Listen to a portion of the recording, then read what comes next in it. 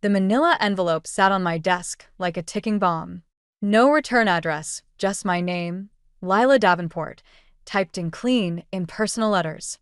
I'd been staring at it for 20 minutes, coffee growing cold beside my keyboard, while my coworkers bustled around the office starting their day. My name is Lila, and until that envelope arrived, I thought I knew exactly who I was and where my life was headed. Funny how paper can be heavier than stone when it carries the right kind of truth. Everything okay? Ben from accounting stopped by my cubicle, concern etched on his face. You look like you've seen a ghost. I'm fine, I lied, sliding the envelope under a stack of reports. Just reviewing some quarterly numbers. He lingered a moment too long, like he wanted to say more, then nodded and walked away. I waited until his footsteps faded before pulling the envelope back out. My hands trembled as I finally broke the seal. The photos spilled onto my desk like autumn leaves, each one more devastating than the last. My husband Ethan, his arms wrapped around a woman I'd never seen before. Their faces close, intimate. His hand on her waist in front of a hotel I recognized downtown. The timestamp showed last Tuesday when he told me he was working late on a big client presentation. My phone buzzed. A text from Ethan. Don't forget, parent-teacher conference for Iris at 3:30 today. I stared at his message, at this mundane reminder of our normal life, while the evidence of his betrayal lay scattered across my desk. Our daughter Iris, 12 years old and already too perceptive for her own good, had mentioned lately that Daddy seemed different. I dismissed her concerns, told her he was just busy with work. The office phone rang, startling me. My mother's nursing home. Mrs. Davenport? Your mother had a difficult night. The doctor would like to discuss adjusting her medication. I jotted down notes mechanically, my eyes fixed on one particular photo where Ethan was kissing this mystery woman's neck, his wedding ring clearly visible. The same ring I'd slipped on his finger 13 years ago, promising forever. I'll stop by this evening, I told the nurse, hanging up. My mother, bedridden after her stroke, needed me. Iris needed me. And Ethan needed to explain himself. I gathered the photos, tucking them back into the envelope with steady hands. The initial shock was wearing off, replaced by something colder, more calculated. Whoever sent these photos had given me a gift, the truth. Now I had to decide what to do with it. My phone buzzed again. Ethan, love you. See you at home tonight. I picked up my coffee, took a sip of the bitter cold liquid, and started planning my next move. Because one thing was certain, our home would never be the same after tonight. The parent-teacher conference felt like an out-of-body experience. I sat next to Ethan, watching him charm Iris's teacher with that easy smile of his, while my manila envelope of secrets burned a hole in my purse. His hand rested casually on my knee, a gesture that used to comfort me, but now made my skin crawl. Iris seems more withdrawn lately, Mrs. Peterson said, adjusting her glasses. Her last few assignments have been concerning. She slid a paper across her desk. It was an essay titled My Family, illustrated with crayon drawings. The stick figures of our family stood far apart on the page, dark scribbles filling the spaces between us. My throat tightened. She's probably just going through a phase, Ethan said quickly. Work's been busy, but I'll make more time. You've been saying that for months. I cut in, surprising myself with the edge in my voice. Mrs. Peterson's eyebrows shot up, and Ethan's hand tensed on my knee. The rest of the meeting passed in a blur. Outside, the autumn wind whipped around us as we walked to our separate cars. I'll pick up dinner, Ethan said, checking his phone. Chinese okay? Actually, I need to visit Mom. I didn't look at him. The nursing home called. They're adjusting her medication again. Tonight? Can it wait until? No, it can't wait. I got into my car before he could respond. At the nursing home, I found Mom asleep, her face peaceful despite the machines monitoring her vital signs. Nurse Carla was adjusting her when I walked in. She had a rough day, Carla said softly. But she asked for you. I sank into the chair beside Mom's bed, taking her frail hand in mine. Her eyes fluttered open, and for a moment, I saw recognition there, a flash of the sharp, vibrant woman she used to be before the stroke. "Mom," I whispered. "I don't know what to do." She squeezed my hand weakly, her eyes searching my face. Even now, she could read me like a book. A tear slid down her cheek, and I quickly wiped it away. "Mrs. Davenport." Carla hesitated by the door. "The doctor mentioned possibly moving your mother to the intensive care unit. Her condition." My phone buzzed. "Ethan, where are you?" "Iris is asking about dinner." Another buzz. A text from Ben. "Hope you're holding up okay. Here if you need to talk." Mom's monitor beeped steadily, marking time like a metronome. I thought about Iris's drawing, those dark scribbles between our family members growing wider by the day. About the photos in my purse, evidence of Ethan's other life. About the mounting medical bills and the weight of all these responsibilities crushing me. Mom's fingers twitched in mine, and I looked down to find her trying to form words. "St. strong," she managed, her voice barely audible. "I know, Mom," I said, squeezing her hand. "I have to be strong."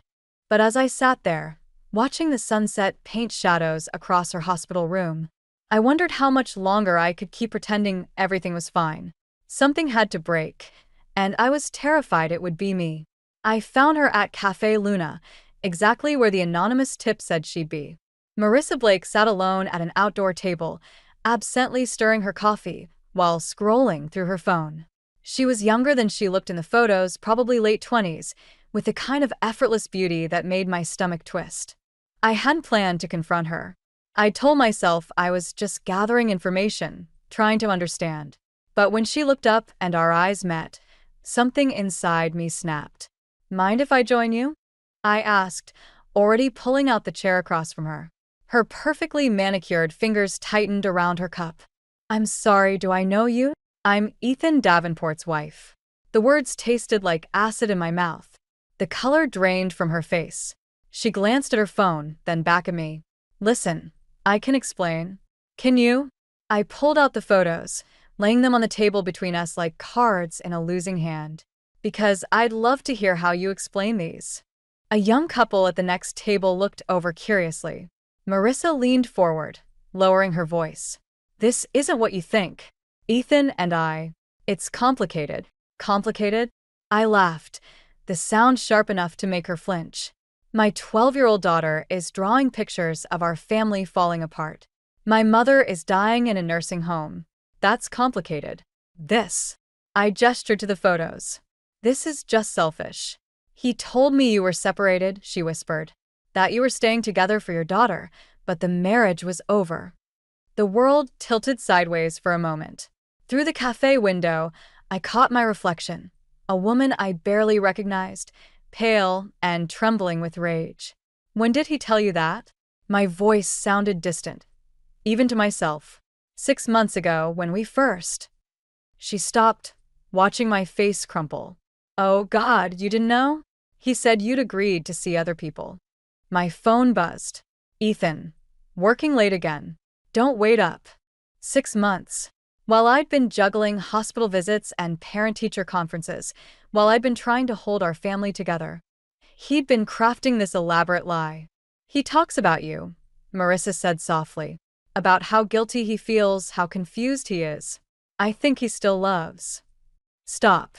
I held up my hand. "Just stop." She reached across the table, her fingers brushing mine. I jerked away, but not before noticing her hands were shaking too. "I never meant to hurt anyone," she said. "I thought." "You thought what?" "That you'd found someone special? That you were different." I stood up, gathering the photos. "He's not confused, Marissa. He's a liar.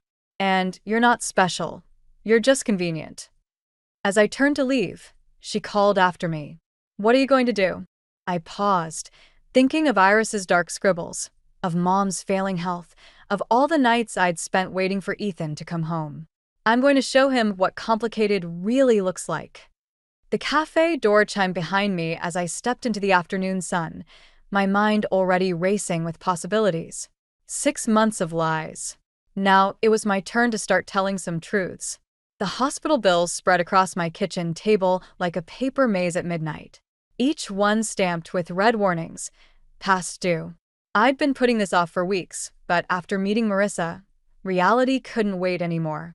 My phone lit up with a text from Ben. Still up? Drowning in paperwork, I replied. And reality. 3 disappeared then. Come outside. He was parked at the curb, 2 coffee cups on his dashboard. I slipped into his car, grateful for the escape from my silent house. Couldn't sleep either, he asked, handing me a cup. Found out today the affair has been going on for 6 months. The words tumbled out before I could stop them. 6 months of lies, while I've been trying to figure out how to pay Mom's medical bills. Ben's grip tightened on his cup. Jesus, Lila. Have you talked to Ethan about the bills? He keeps saying his bonus is coming. That everything will work out. I laughed bitterly. Now I know where the money's really going. Fancy hotels, secret dates. You could fight this, Ben said quietly. Get a lawyer. Take him for everything. With what money? I pulled out one of the hospital bills. Mom's care alone is eating everything we have. And Iris. My voice cracked. I can't put her through a messy divorce. So, you're just going to let him get away with it? The question hung in the air between us. Through the windshield, I could see my daughter's bedroom window, dark and quiet. Iris had stopped asking where her dad was at dinner time. The nursing home called again today, I said. They're talking about moving Mom to a cheaper facility. One with fewer services, less supervision. Lila. Ben turned to face me. You don't have to carry all this alone. Something in his voice made me look at him. Really look at him. In the dim streetlight, I saw what I'd been avoiding for months. The way he watched me, the unspoken offer in his eyes. I should go back inside, I said, reaching for the door handle. Wait. His hand caught mine. There's an opening in my department. Better pay, better hours. I could put in a word. Don't. I pulled away. Please don't make this more complicated than it already is. What's complicated about wanting to help someone new? He stopped himself, but the unfinished sentence hung between us like smoke. My phone buzzed. Ethan, missing you. Home soon. The lie was so casual, so practiced, like the hundreds of other lies that had built this house of cards I was living in. And suddenly, sitting in Ben's car with unpaid bills in my lap and my husband's mistress's words echoing in my head, I knew what I had to do. I need to go, I said, opening the door. But thank you.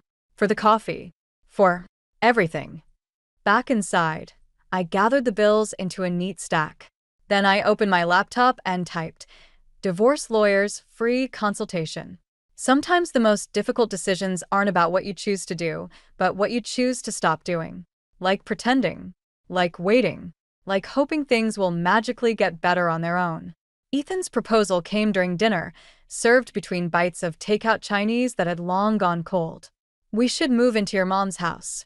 I nearly choked on my lo mein. What?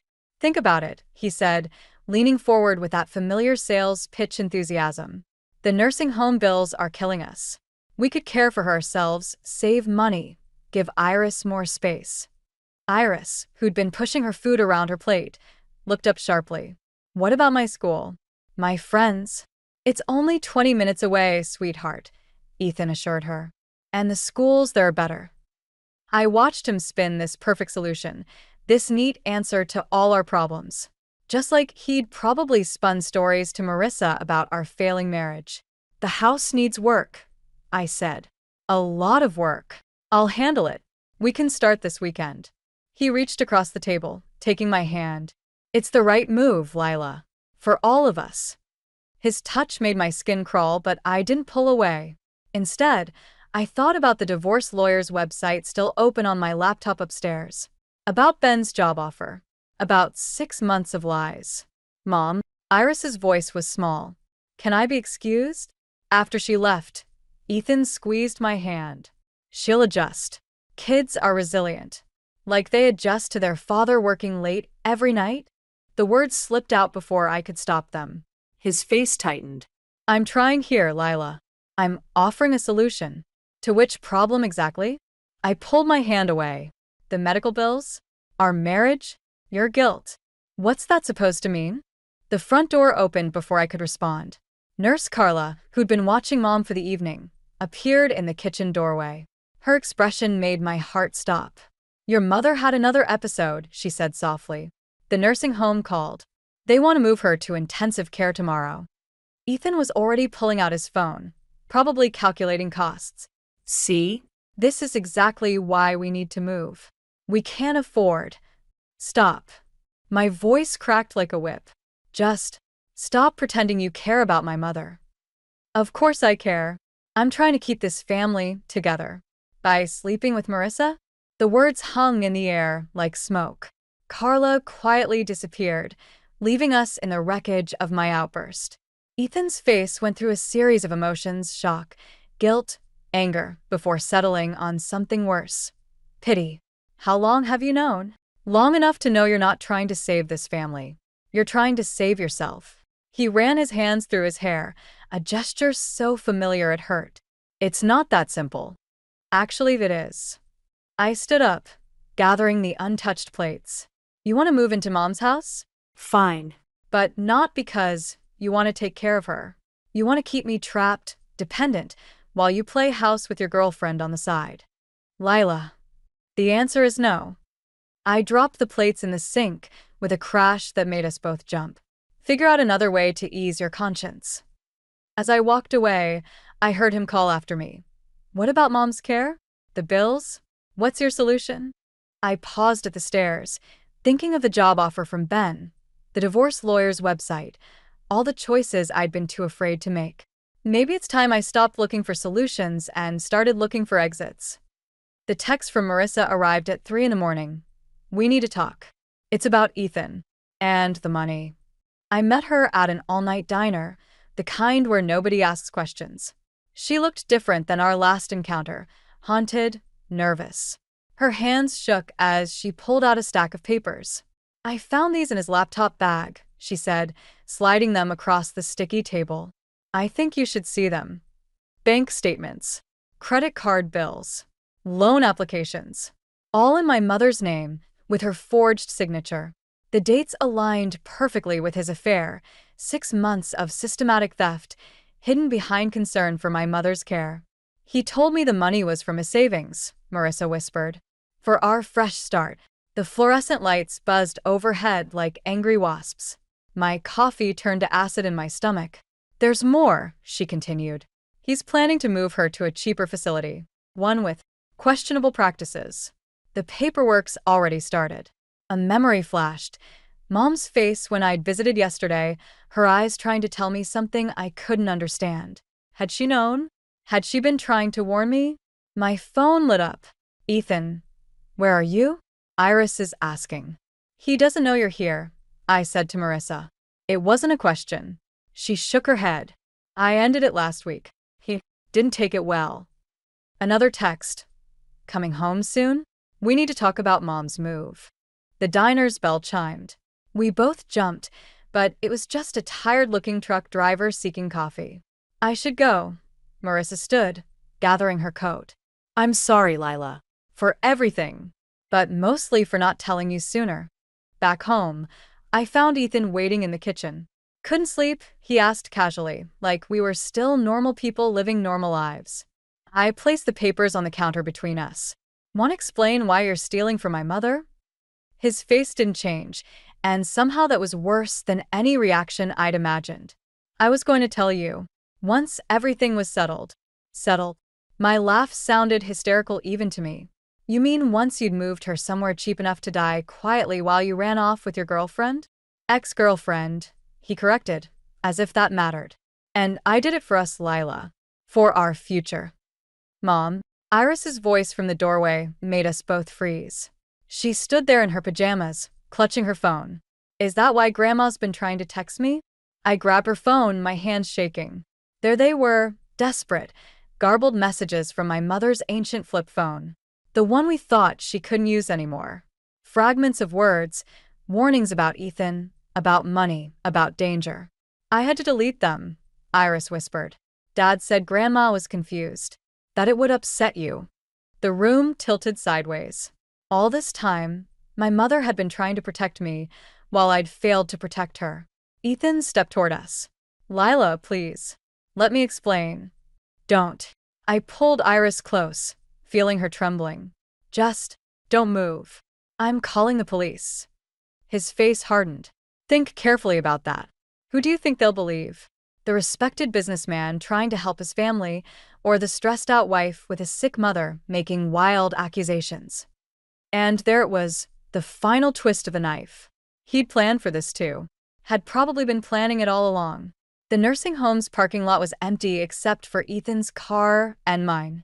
It was past visiting hours, but Nurse Carla had let me in with one look at my face. Now I stood in my mother's doorway, watching Ethan rifle through her bedside drawer. Looking for something? My voice made him jump. Lila. He straightened, trying to hide the papers in his hand. I was just checking on her power of attorney documents. I stepped into the room. The ones you forged? Mom stirred in her sleep, machines beeping steadily around her. Ethan's eyes darted between her and the door where I stood blocking his exit. You don't understand, he said, lowering his voice. This was temporary. Once I got things sorted. You mean once you'd cleaned out her accounts? I moved closer, feeling strangely calm. Or after you'd moved her somewhere cheaper to die? His face hardened. Everything I did was for our family. No. I pulled out my phone, showing him the screen. Everything you did was for yourself.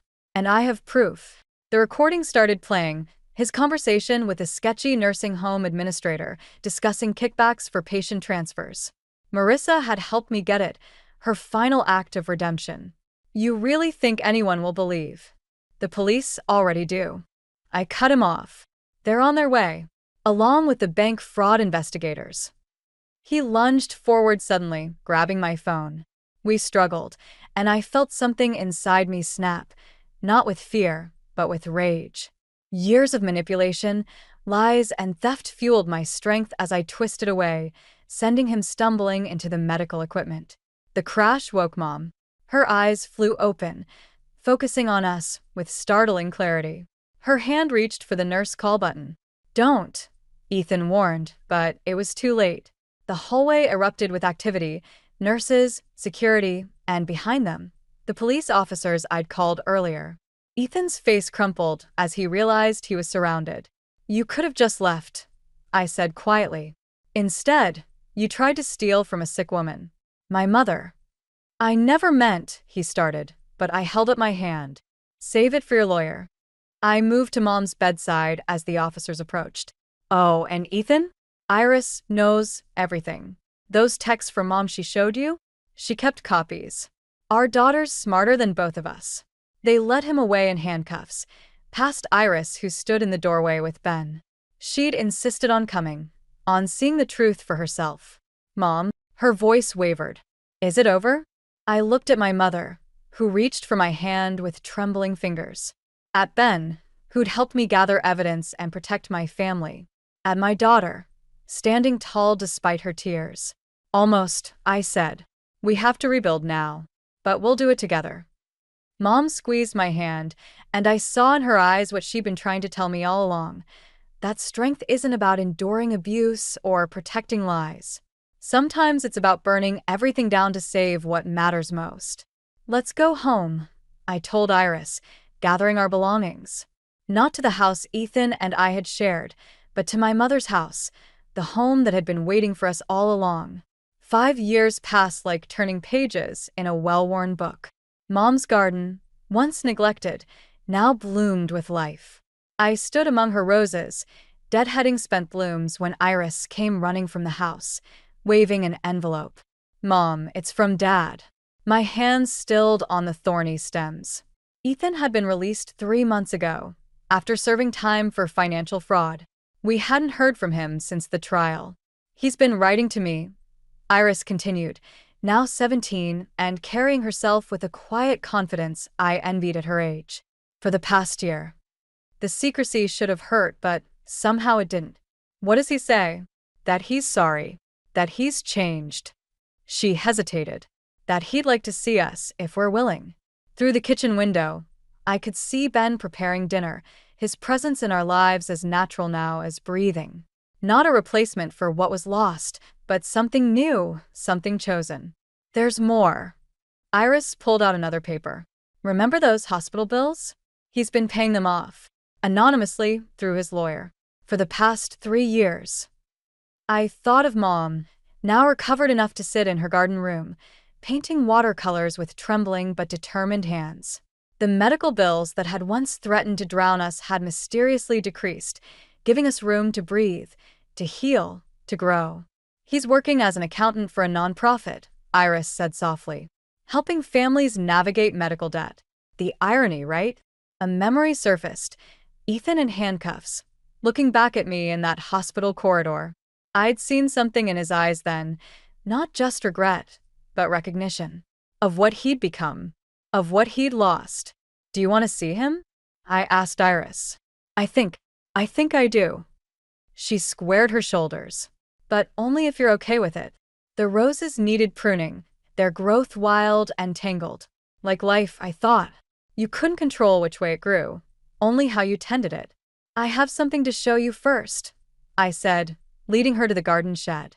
Inside, in a dusty box, lay the manila envelope that had started everything. The photos, the bank statements, the evidence of betrayal. Why did you keep these? Iris asked. To remind myself that sometimes the worst moments of our lives lead us to the best ones. I picked at the envelope, but maybe we don't need them anymore. Together, we walked to the fire pit where Ben was starting the evening's flames. Without ceremony, I dropped the envelope into the fire. 5 years of anger and hurt curled into ash, rising on the evening breeze.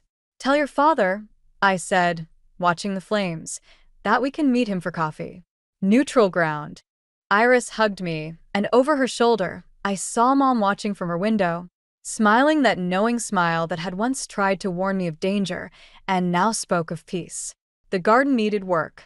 The roses needed pruning. Life needed tending. But for the first time in 5 years, I felt truly ready to see what might grow from the ashes of what we'd burned away. Sometimes revenge isn't about destroying someone else. Sometimes it's about rebuilding yourself so completely that the person who hurt you becomes irrelevant to your happiness. But sometimes, just sometimes, they find their way back, not to what was lost, but to something new and unexpected, growing wild and free in the garden of second chances.